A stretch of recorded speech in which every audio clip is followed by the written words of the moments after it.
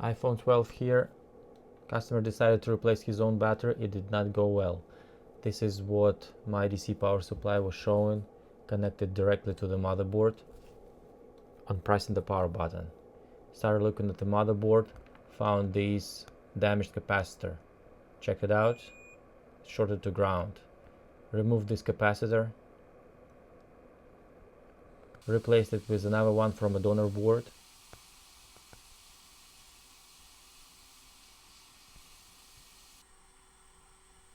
This is how it looks.